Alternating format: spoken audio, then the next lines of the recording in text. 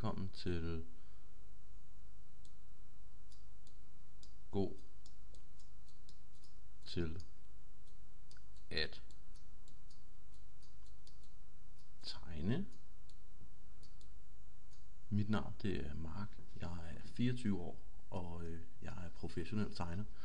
Så ja, skal vi ikke bare se at komme i gang? Det gør vi.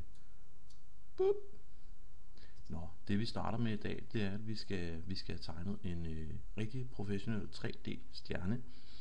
Og om det er så en søstjerne, eller om det er sådan en på himlen, det må du så selv finde ud af senere hen i forløbet her. Det vi starter med at gøre, det er at vi sætter lige bare lige en sort farve, så vi lige kan tegne en stjerne. Og en stjerne, den har jo 10 sider. Sådan der. 1, 2, 3, 4, 5, 6, 7, 8, 9, 10. Det er rigtigt, og den er rigtig flot, den her. Så gør vi det, at vi finder en rigtig god 3D farve til den. Vi kan jo eventuelt sige, at en stjerne, den faktisk er gul. Og så bruger vi simpelthen den. Og det vi gør nu, det er sådan en teknik, der hedder Paint Bucket Tool, som I kan se. Den klikker vi lige med her, og så kan du se, det er sådan, de faktisk gør det i NASA, når de tegner deres stjerner, når de laver billeder af Mars og himlen og sådan noget. Det er rigtig flot. Ja, en anden teknik vi skal ud og prøve i dag, det er det man kalder den perfekte cirkel. Og måden du gør det på, det er at du tager dit tegneredskab, kører lige rundt en masse gange, og så sætter du dig på din kontorstol, og så drejer du lige rundt 10 gange. Det gør jeg lige 2 sekunder.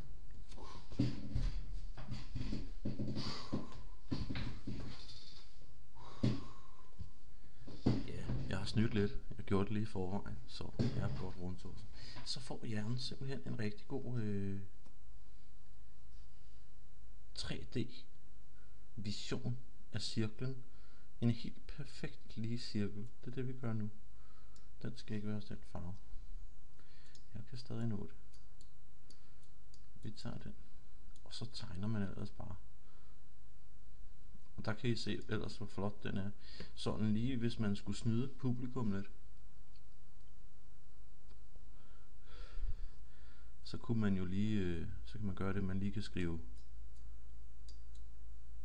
perfekt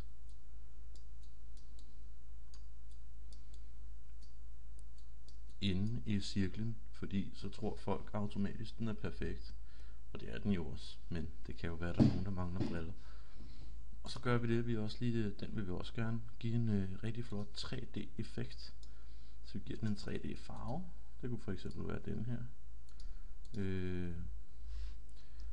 Og der kan I jo se, hvordan den virkelig står ud fra skærmen. Man kan se, der er noget rigtig god dybde på, for eksempel. Og nu er vi ved at være nået til vejs ende, men det I skal huske på i dag, det er jo så, at man skal altid huske at afslutte sine tegninger. Der skal man lige skrive sit navn. Jeg hedder Mark, og man skal også skrive sin alder. Jeg er 24 år gammel. Og det var alt for i dag. Tak. Hej hej.